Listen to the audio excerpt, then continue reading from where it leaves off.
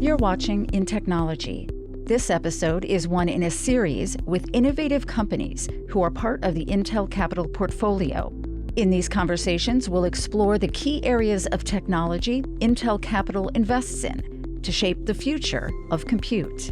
Welcome to InTechnology podcast Intel Capital series. I'm your host, Camille Morhart, and today I will be co-hosting an AI-focused Intel Capital portfolio company with Steph Cope.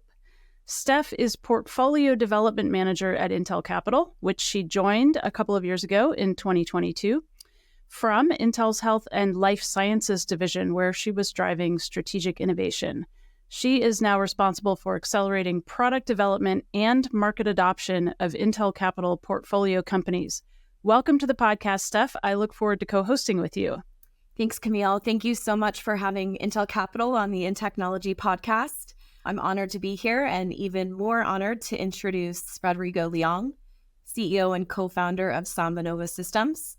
Rodrigo has been a luminary in high-performance computing for nearly 30 years.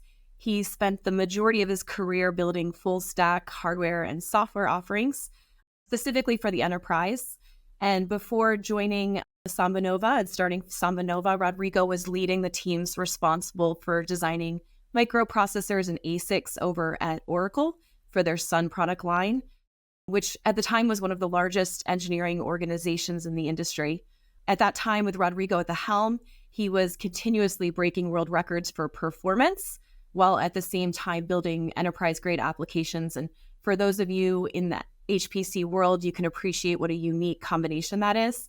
And today he's breaking similar performance barriers at SambaNova while making the latest advances in Gen AI accessible to the enterprise. With that, Rodrigo, maybe I can hand it over to you to share the story of SambaNova in your own words. Maybe you can take us back to 2017 and share why you founded SambaNova. Well, Camille, Steph, thanks for having me. It's great to be here. As you mentioned, we're a grounds-up AI company. We're thinking about how to build a full stack to help enterprises transition from this world that's pre-AI to post. And back in 2017, I started this company with two Stanford professors, really thinking about the entire stack. How do we build from models all the way down to chips so that you can get a significantly better computing platform that allows you to train, allows you to inference, allows you to do everything you need to do at the enterprise level as you run these models bigger and bigger, and you want to train them with your private data, and you want to inference them at scale. And so that's really what we're focused on at SambaNova. We're out there building these platforms for enterprises to start on their journey with Gen AI. You've raised over $1.13 billion in capital, right? Just to get a sense of how many people think this is a good idea. We build chips, we build the servers, we build the compiler stack, we build the models, we build the trillion parameter LLM that companies can take and own called Samba-1. And so when you take a full stack, it's extremely ambitious endeavor. And yet we're out there shipping. We're in 3 continents. We're on our 4th generation chip. We've got multiple versions of the software stack that's been released over the years. We've got Samba-1 that we announced earlier this year and shipping today. We are the best funded chip startup in the world. On the one hand, it's great. You're putting together this comprehensive solution all the way from chip design, where you can optimize at every layer, through plug and play at companies, walking companies through it. On the other hand, you're now taking on essentially any kind of competitor any way across that stack. So why is it working? What are you doing right? And why are people starting to see that shift right now? There's just an incredible demand for AI computing, right? And so you have other hyperscalers also starting to offer their own platforms. Of course, Intel, AMD have their platforms. And so multiple people are trying to get into that computing space. SambaNova, when we started back in 2017, we started thinking about certainly the computing platform is important. You got to find a way that you can actually significantly reduce the cost and improve the performance of these devices so that you can actually change the trajectory that we're on, right? That if you're looking at the NVIDIA chips, they're pretty aggressive about driving new chips out, and they're driving performance and driving the size of these chips, but ultimately the cost is also going up and the supply chain of it and the availability of it is hard. And so a lot of people are starting to realize that they don't want to be dependent on a single supplier because of those reasons. But more than just the chip itself, I think what's becoming a realization, which we saw fairly early on, is finding the talent to train the models on these chips is the next big challenge, right? If you're a hyperscaler, if you're a Google or a Amazon or a Meta, maybe Apple, you can hire thousands of machine learning PhDs to help you train these models. But if you're not one of those, and that's 99% of the companies in the world, what do you do with these chips? Even if you fight hard and you find these chips, then what do you do with them? How do you train them, right? How do you inference them? How do you get your data piped into these models so you can create some differentiated value, right? And so those are really hard. And so what we decided to do is that unless we unlock that for most of the companies in this world, Gen AI will be a technology that's only accessible to the top handful of companies, right? And that's really where SambaNova has really been focused on. How do I democratize this? Not just by making chips significantly better so that you can actually run these models with fewer chips at high performance, but also making it easier for you to deploy.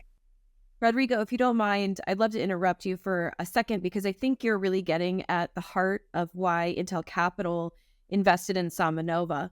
You know, there's two main reasons and core components of our investment thesis. I think it was the market at the time. And then, of course, you know, this differentiated company that you've built.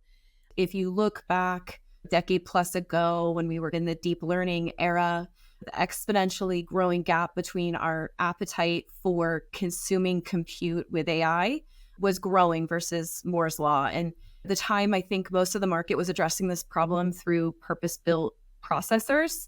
And there's one big challenge in that, and that is the programmability of these custom-built ASICs. So at the time, Intel Capital had a specific investment thesis around how to make AI more accessible to the practitioner.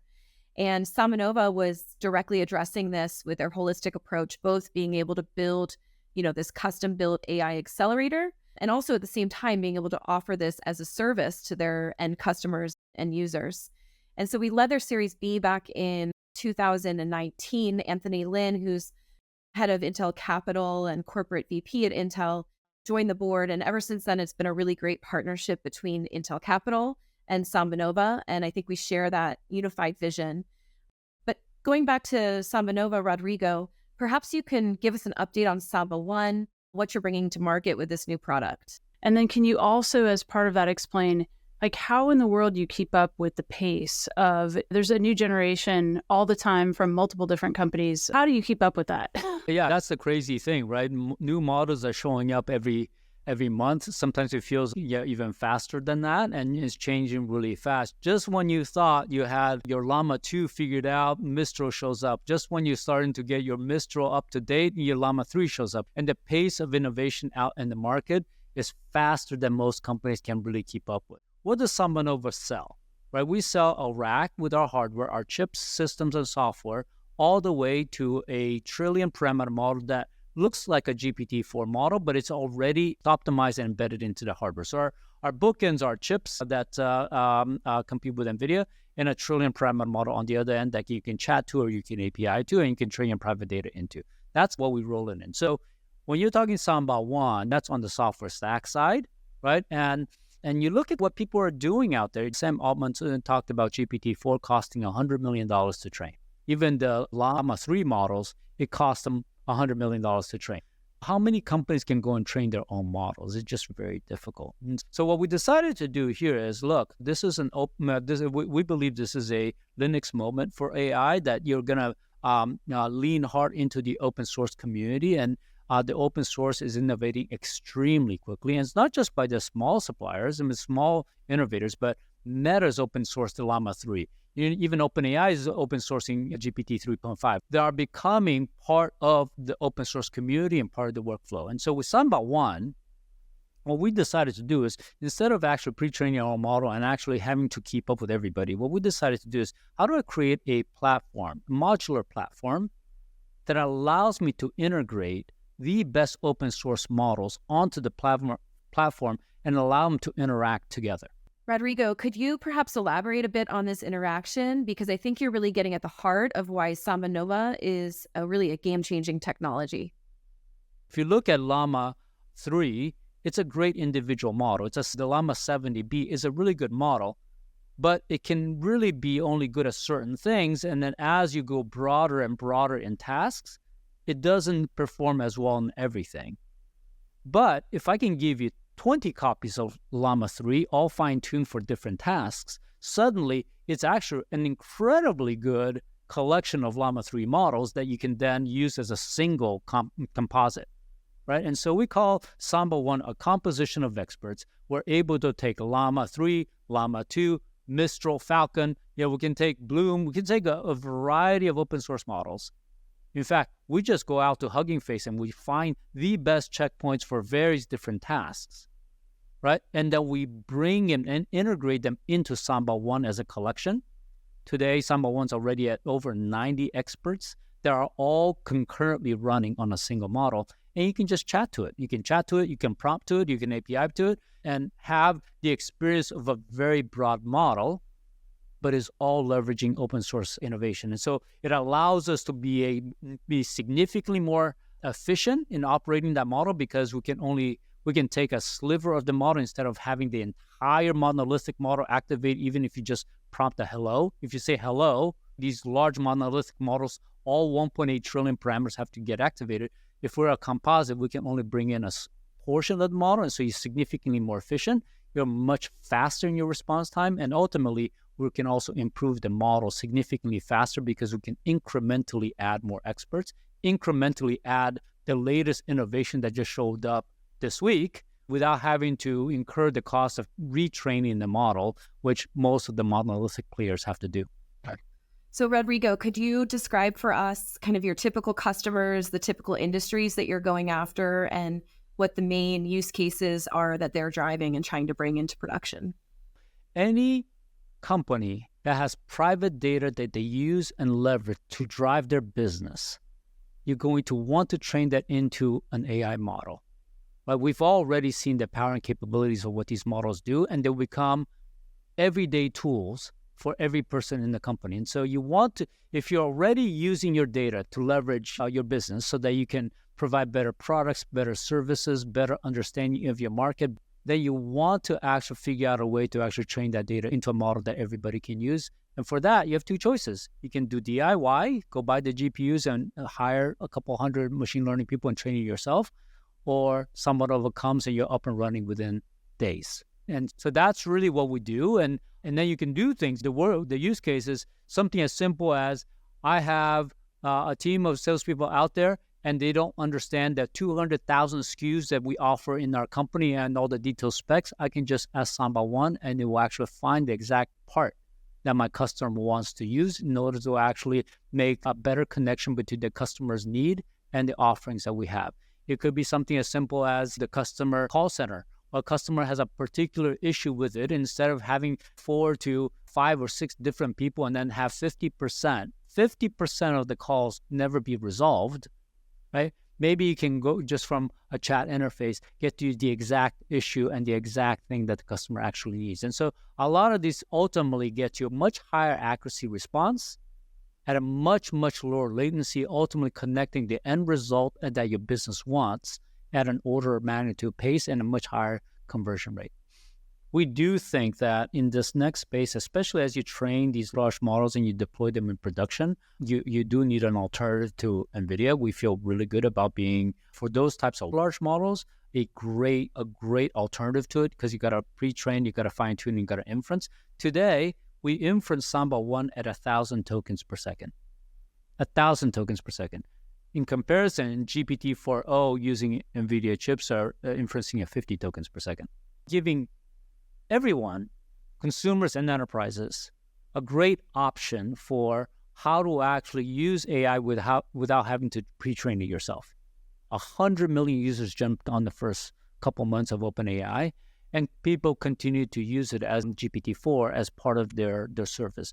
Now, the challenge with OpenAI, especially in their enterprise, there are a couple of them there. That one, that most enterprises want to ultimately train their private data into it. right? And so if you're a bank, if you're a government, if you're healthcare, you have restrictions either due to regulation or it's just your IP. You don't want to disclose that data into somebody else's model, right? And so that's one challenge that we're finding that the world wants is they want to train their private data into a model, but once they've done that, they want to retain full ownership of it. So that's one thing that we're serving that with Samba-1, because we're based on open source, we give you these pre-trained models, pre-optimized. It's already running 1,000 tokens per second, and you can actually then fine-tune the private data and own it in perpetuity. And customers are looking for data privacy, data security. They are looking for customization, and ultimately they're looking for more choice, right? They're looking for more choice as far as how to operate their AI cheaper, faster, better, and having more options on what hardware they use ultimately drives better efficiency and better innovation. Could you expand just a little bit on bigger models, smaller footprint when you're talking about hardware? The utilization on the GPUs are extremely low, right? Why? Because when you and I are talking to ChatGPT, we'll ask a prompt. Give me 3 recommendations for a restaurant in Napa, right? Boom, right? It will show up in 4 seconds. It will give you the recommendation, okay? While we read it, we're chatting with our friends, we're looking at the nice weather outside, and that whole time that we're not interacting with ChatGPT, those GPUs are live and waiting for our next prompt. Why? We're an impatient culture. I want instant response, right? And so that's what you're seeing today, that the GPU utilization is actually very low because it's sitting there waiting as a single tenant, waiting for that user to come back and interact with it. Right, this idea that every user gets to have a dedicated hardware and that hardware sitting there waiting for you is just not a scalable model, right? What you really want to do is you want to do what we've already done with Intel hardware using VMware and doing virtualization over the last 20 years, which is thousands of users on a virtualized platform being able to do what they want to do on a shared hardware platform. That you can just spin up a VM, you're able to use the same hardware, and you're getting the economies of scales, and then you see the collapsing of the cost of the infrastructure, right? And so that's what we did with SambaNova. We started thinking about really what you want is what we call composition of expertise. We actually create a hardware platform that allows me to host 500 models concurrently in the same memory footprint of the same hardware device, and we're able to swap in and out that model onto the substrate in a millisecond. And so I can call this model, the next user can call a different model. It comes into the hardware sequentially, or in some cases concurrently, and you can swap in and out in a millisecond and produce 1,000 tokens per second, right? And so that's really our construct, that we created a hardware platform with a certain LLM architecture in mind, which is now reflected in Samba-1, right? And now I can put hundreds of open source checkpoints on Samba-1. I can get hundreds, if not thousands of users come in and concurrently. They can all pick different models that they want to use. It gets loaded in the hardware, and then as soon as you're done, we swap it out, and the next user come in and can use a different model, inference on that model, or fine-tune that model, and then it shares the same hardware. And this is where you take what otherwise would have cost, say 200 GPUs and collapse it to 8, right? Because I can multi-tenant host hundreds of users instead of having to do a single user at a time. Makes sense. And I know that your customers can work from either public cloud or on-prem if they want to keep the servers on-prem. Can you just give us like an idea of a kind of an application or a use case that an enterprise can do, maybe with SambaNova or just LLM or Gen AI in general right now, that you think is like it's timely, like it works? Our use case number one that we use for enterprises, every enterprise that we talk to, is you have all this data you accumulated over decades. You don't know what it says, right? Now, ChatGPT has given everybody a sense of how do you unlock the world's data so you can actually interrogate it for whatever you want and produce very pertinent generated content based on the public data, right? Now, how do I do the same for private data? How do I generate contracts in the way that I generate contracts as Intel, for example, right? Or how do I create offer letters in the way that we generate offer letters? Or how do I create customized product specs in the way that we always generate product specs? How do I generate FAQs just by understanding kind of what is actually what are the most popular things that are coming on the chat interface and produce intelligent responses on those FAQs, right? So you think about all these generative things that we do today by hand with humans going, trying to read all this technical documentation and translating that, those can be generated in 3 seconds by Gen AI, right? Just by understanding the information that you already have, understanding all the internal documents, PDFs, docs, chats, Slack channels, understanding all of that and say, generate a 10-step process for me to operate Samba-1. Give me the 10 steps for how I actually operate Samba-1, right? Or how to install XYZ.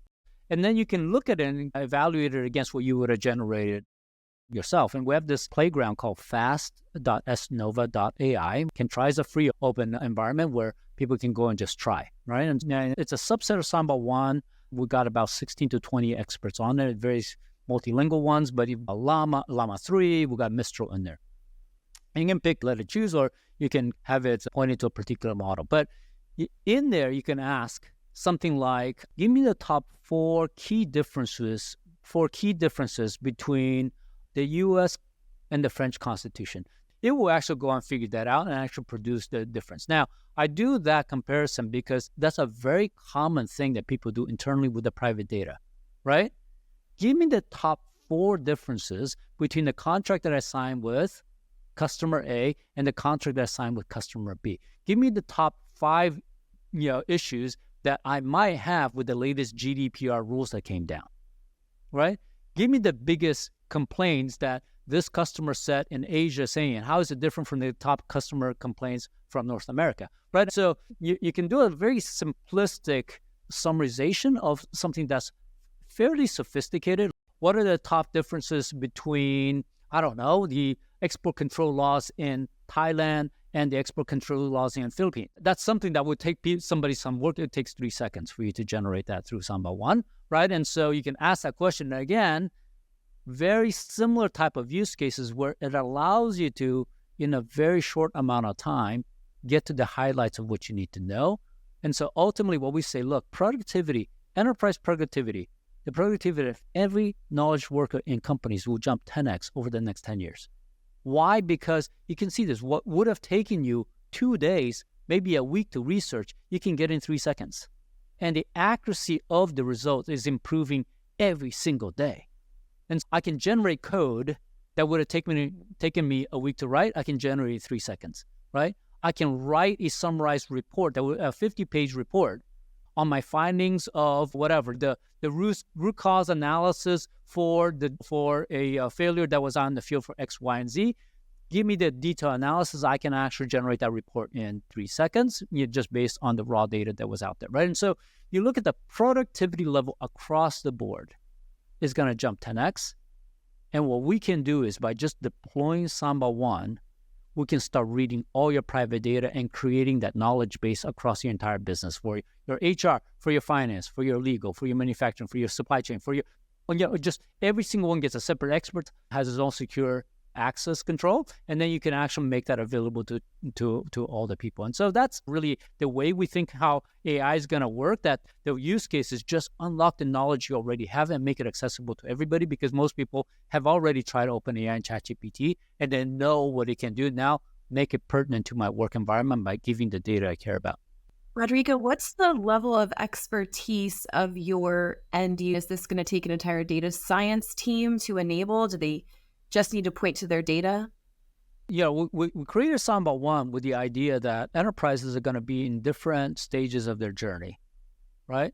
We have certainly some very sophisticated customers that are training their own model. They've been training their own model and they just want to ingest it into Samba-1, right? And so I've devoted the last 3 years training my own regional model, right? And today we do this in Japan with one of our customers, where they've got the most sophisticated Japanese model, and they want to offer that to all their customers. But they want to do it in concert with the 90 plus experts that we have on Samba-1, because Samba-1 also comes in with all the other languages, plus it does all these other tasks, text to SQL and all these other things, and plotting charts. And one amazing things, we have an expert in the team that can go into a logarithmic table and look for points within log scale. And if you say, hey, I'm looking for a device that under 87 degrees Celsius, it leaks less than 1.6 milliwatts. It goes into a product sheet and looks at the logarithmic table and finds those points and curves,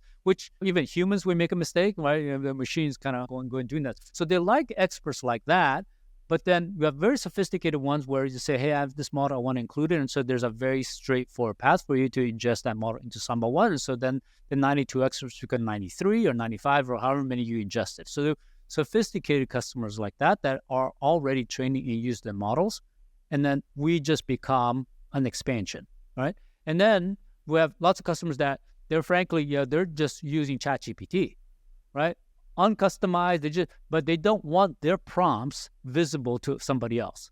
Because this is one of the things people don't realize, that when you type a prompt on ChatGPT, it's visible to the world. So if you're asking about stuff, you're in the space where you're interested in companies. So if you're asking a lot of questions about a particular company you might be interested, that's visible to the vendor, right? And people don't like that. And so when we roll in Samba-1 with our hardware into your secure environment, nobody sees that, right? Because it's inside your own firewalls. And so you can prompt those things even on a base model from Samba-1 that you haven't fine-tuned.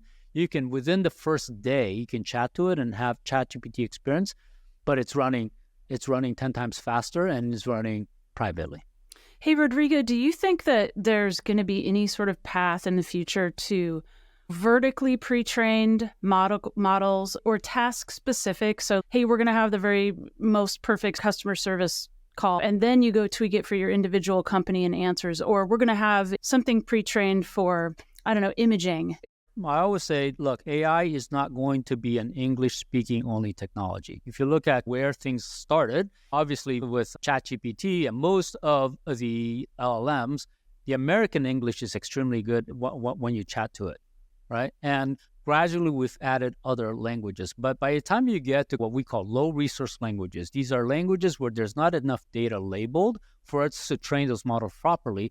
The accuracy of those languages drops significantly. So today you're already seeing companies like SambaNova produce very fine-tuned experts for languages like Hungarian, right? SambaNova, we powered the Hungarian language for the Ministry of Hungary and the largest bank in Hungary called OTP Bank, right? We power that. Or Japanese and Thai. So we work with companies in Thailand where we produce the best Thai experts, right? And so it starts with language. My belief is in the world of AI, you control language, you control commerce. If you're not talking to the model properly, it's garbage in, garbage out. And so we have to have a linguistics model, which today we've proven that you can achieve a higher accuracy of the language model by having an expert model versus as be part of a large monolithic model. As soon as you do that, now you can start forking every language. You can start saying, let me have a legal expert. Because today, if you talk to ChatGPT, the legal expertise is American legal, right?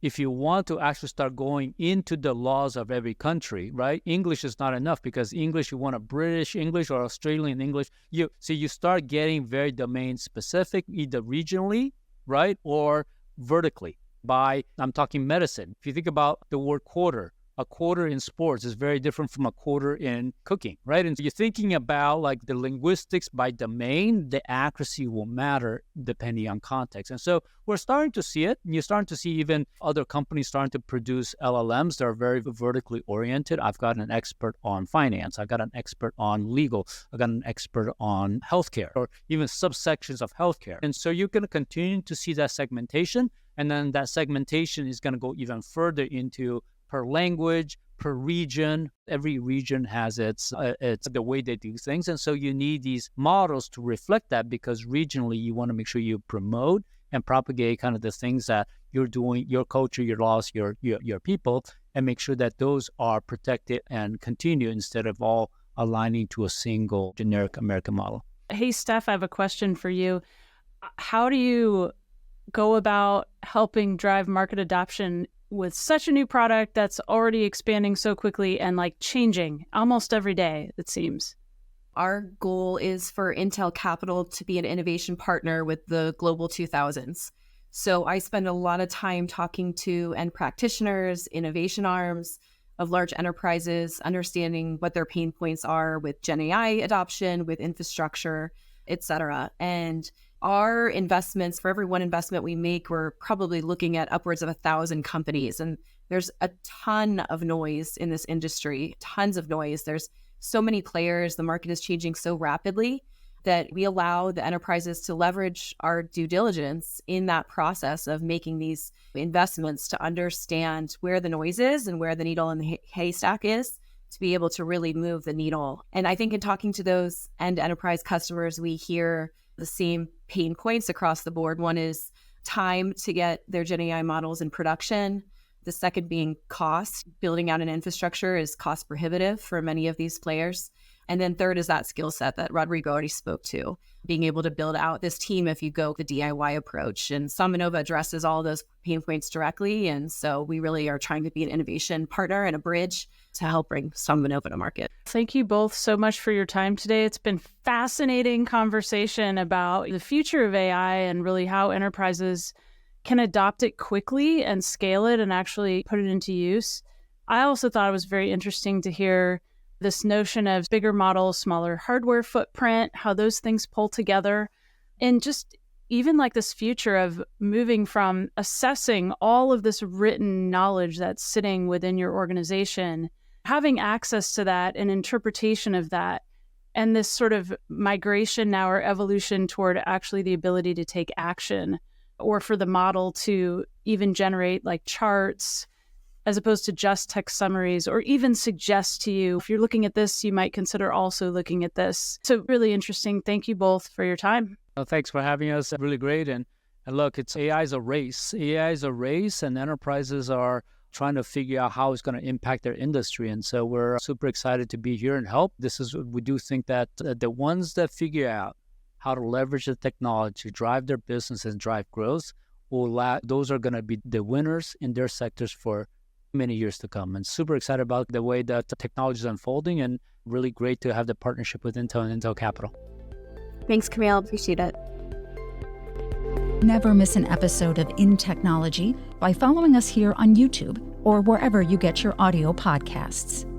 The views and opinions expressed are those of the guests and author and do not necessarily reflect the official policy or position of Intel Corporation.